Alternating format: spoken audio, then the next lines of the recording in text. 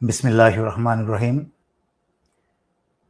সংগ্রামরত ছাত্র ছাত্রী জনতা এবং দেশপ্রেমিক বাংলাদেশি দেশে বিদেশে যে যেখানে আছেন, আসসালামু আলাইকুম। জানি অনেকের মনে প্রশ্ন আসবে, আমি এমন দেশে এভাবে কেন এলাম? বাংলাদেশে যুদ্ধ শুরু হয়ে গেছে। সবাইকে সতর্ক করতেই আমি অত্যন্ত জরুরি কিছু তথ্য প্রকাশ করতে আপনাদের সামনে এলাম। 2009 সালে বিডিআর অফিসার হত্যা, সেনা অফিসার হত্যার আগে যেরকম চিঠি বিতরণ হয়েছিল, ঠিক আবার সেই চিঠি বিতরণ শুরু হয়ে গেছে। বিডিআরের সেনা হত্যার আগে সেনা হত্যায় যারা যারা জড়িত ছিল তাদের মাঝখানে সোহেল তাজ অন্যতম। সেই সোহেল তাজ আবার নাটকীয়ভাবে বাংলাদেশে এখন হাজির। কোন দিকে যাচ্ছে? হঠাৎ করেই জামাত শিবিরকে চিঠি দিয়ে এই স্বৈরাচারী শেখ হাসিনা সরকার বাতিল করল। কোনোটাই কিন্তু বিচ্ছিন্ন ঘটনা নয়। সম্পূর্ণ বিচ্ছিন্ন ঘটনাকে একত্র করার দায়িত্ব আমরা কিছু লোক কাজ করে যাই। চিন্তা করে দেখুন, শুধু চিঠিটার সামান্য অংশ দেখাচ্ছি। চিঠিটা ইন্টারনেটে সব জায়গায় ছড়িয়ে বেড়াচ্ছে।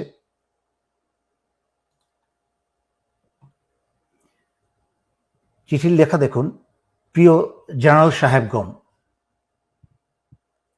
পরিবর্তনের ধ্বনি কি শুনতে পাচ্ছেন? সোজা চলে যাই। আপনারা 2009-এর বিডিআর হত্যাযজ্ঞ থেকে কোনো শিক্ষা গ্রহণ করেননি। সাধারণ সৈনিকদের লেখা এই খোলা চিঠিটি সেটারই প্রমাণ বহন করে। একটু সতর্ক করে দিই আপনাদেরকে, এই স্বৈরাচার সরকারের পতন কিন্তু সময়ের ব্যবধান মাত্র। তারপরে অনেক কথা লেখা আছে। আরেকটা চিঠিতে চলে যাই, আরেকটা অংশ।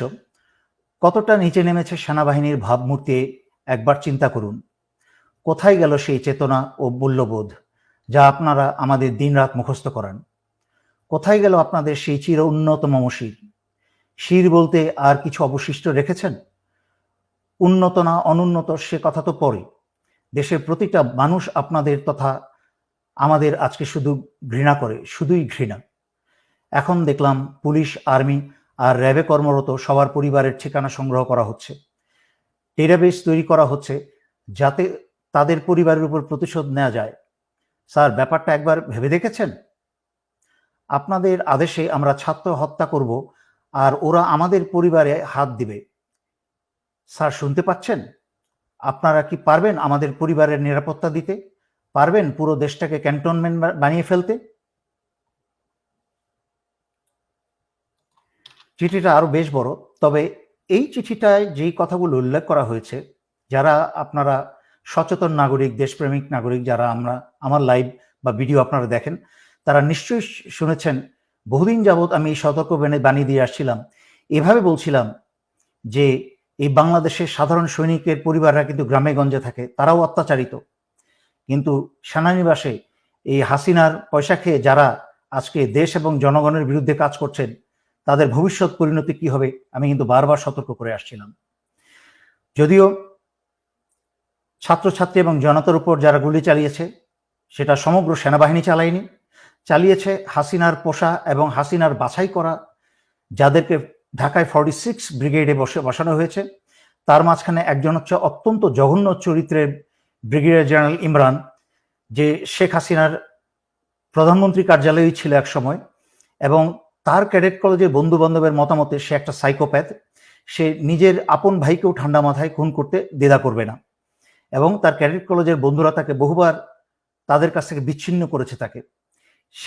এই সাইকোপ্যাথকে, হাসিনার মতো এক সাইকোপ্যাথ, এই সাইকোপ্যাথকে 46 ব্রিগেডে বসিয়েছে। আর 46 ব্রিগেড চলে হচ্ছে হাসিনার আত্মীয় বর্তমান সেনা প্রধান জেনারেল ওয়াকারের সরাসরি নির্দেশে, কোনো ডিভিশনের অধীনে নয়। গুলিগুলা ছুড়েছে হচ্ছে এই 46 ব্রিগেডের কিছু কুসেনা, চরিত্রহীন কিছু কুসেনা, সমগ্র বাংলাদেশের অন্যান্য সেনানিবাসে থাকা সেনারা না। তাই আপনারা সমগ্র সেনাবাহিনীর উপর ভুল বুঝবেন না। যদিও সেনাবাহিনীর দায়িত্ব ছিল জনগণের কাতারে দাঁড়িয়ে আসা, জনগণ এবং দেশকে রক্ষা করা, সেইটা পবিত্র দায়িত্ব হচ্ছে জনগণের।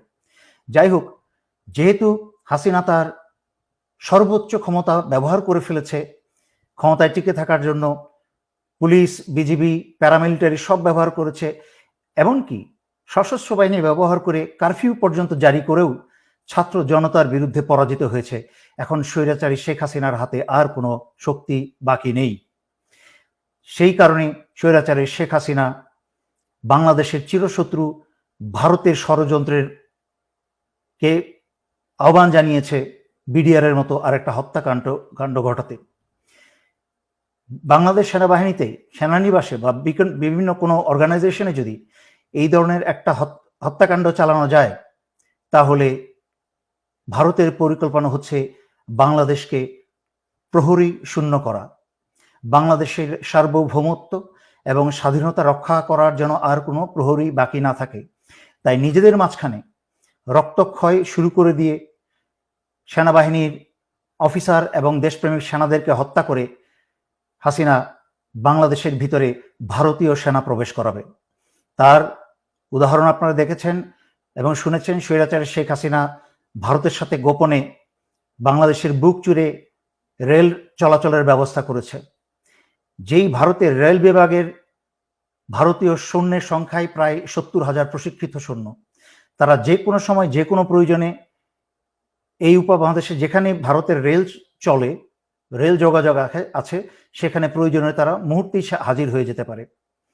তার মানে এই রেল ব্যবস্থার নাম করে বাংলাদেশের ভিতরে চাইলে ভারত প্রয়োজনে 70,000 সেনা মোতায়েন করতে পারে। একদিকে বাংলাদেশের প্রহরী সেনা হত্যা করবে, আর একদিকে ভারতীয় সেনা প্রবেশ করে বাংলাদেশ দখল করবে এবং স্বৈরাচারী শেখ হাসিনাকে বাঁচাবে। আর তার দায় দায়িত্ব সম্পূর্ণ চাপাবে হচ্ছে জামাত শিবিরের উপরে, এবং স্বৈরাচারী শেখ হাসিনা বলবে যে এই কাজ করে শুরু করেছে বাংলাদেশ সেনাবাহিনীর ভেতরে থাকা জামাতের লোকজন বা শিবিরের লোকজন, যা স্বৈরাচারী শেখ হাসিনার চোরপুত্র জয়ের মুখে থেকে আমরা বেশ কয়েকবার শুনেছি যে সেনাবাহিনীর ভিতরে জামাত শিবির আছে। সুতরাং আমি সকল জনগণকে অনুরোধ করছি, আপনারা এই মুহূর্ত থেকে অত্যন্ত সচেতন হয়ে যান। কোথাও আপনারা একা থাকবেন না। কোথাও আপনাদেরকে বাসা বাড়িতে এলাকায় যদি পুলিশি হানা হয়, তাহলে আপনারা সারা এলাকার মানুষ ঘিরে ধরবেন এবং ছাত্রছাত্রী তোমরা সবাই পকেটের মাঝখানে তোমরা মরিচের গুঁড়া রাখবে। কাছের থেকে এসে ছাত্রলীগ, পুলিশ যারাই তোমাদেরকে ধরে নিয়ে যেতে চাইবে, তাদের চোখে মুখে মরিচের গুঁড়া মেরে দাও। এটা হচ্ছে ন্যূনতম তোমাদের ডিফেন্স। তাছাড়াও হাতে যা পারো তোমরা রাখো সংঘবদ্ধভাবে। নাও আসছি সর্বোপরি সশস্ত্র বাহিনীর প্রতি।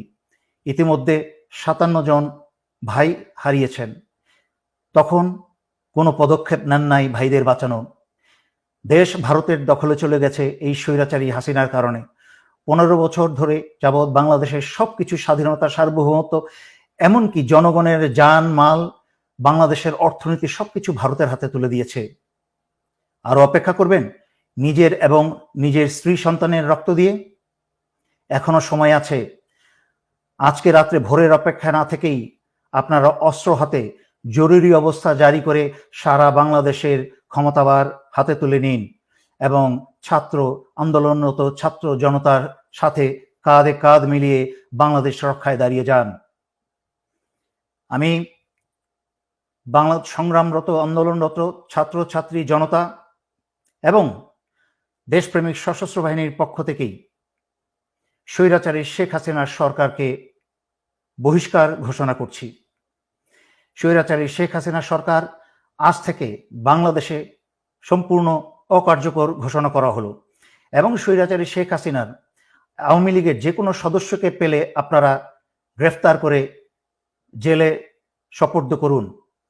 সশস্ত্র বাহিনী, দেশপ্রেমিক বিজিবি সকলের উদ্দেশ্যে আপনারা বিজিবির প্রতি সারা বাংলাদেশের সীমানা পাহারা দিন এবং সশস্ত্র বাহিনীর নিজ অন্যান্য দায়িত্বের পাশাপাশি দায়িত্ব সকল বিমানবন্দরগুলোকে দৃষ্টিতে আনুন এবং পাহারায় রাখুন, যেন আওয়ামী লীগের কেউ পালিয়ে যেতে না পারে। এবং সর্বোপরি এই কথা বলছি, ক্ষমতাভার গ্রহণ করার পরে বাংলাদেশের ভেতরে যেন ভারতের কোনো রয়ের সদস্য যেন এরা না থাকতে পারে, তা যা ব্যবস্থা করার করুন। বাংলাদেশের মাটির ভিতরে, বাংলাদেশের সীমানার মধ্যে যেন যেখানেই রয়ের সদস্য পাবেন, এদেরকে আপনারা খতম করে দিন। বাংলাদেশ বাংলাদেশ স্বাধীনতা সার্বভৌমত্ব কে রক্ষা করার দায়িত্ব আমরা যারা বেঁচে আছি এবং পরবর্তী প্রজন্ম বা নতুন প্রজন্ম ইতিমধ্যে তাদের দায়িত্ব 15 বছর অবহেলার পরে তারা এখন দায়িত্ব বুঝতে শুরু করে দিয়েছে, তারা দেশ ভালোবাসতে শুরু করে দিয়েছে। তাদের মাঝখানে আর মৃত্যুর ভয় নেই। তাদের মাঝখানে যখন মৃত্যুর ভয় চলে গেছে তখনই হয়েছে স্বৈরাচারী শেখ হাসিনার ক্ষয়। হাসিনাকে আর এক মুহূর্ত টিকতে দেওয়া যাবে না। যেখানেই পাবেন এদেরকে আপনারা গণধোলাই দিতে শুরু করেন। সশস্ত্র বাহিনী, আবারও বলছি শেষ কথা, জরুরি অবস্থা জারি করে বাঁচতে হলে, দেশকে বাঁচাতে হলে, জনগণকে বাঁচাতে হলে জরুরি অবস্থা জারি করে এখনই ক্ষমতা হাতে নিন। এই বলে আমি আজকের জন্য এখানেই শেষ করছি। ধন্যবাদ। আসসালামু আলাইকুম।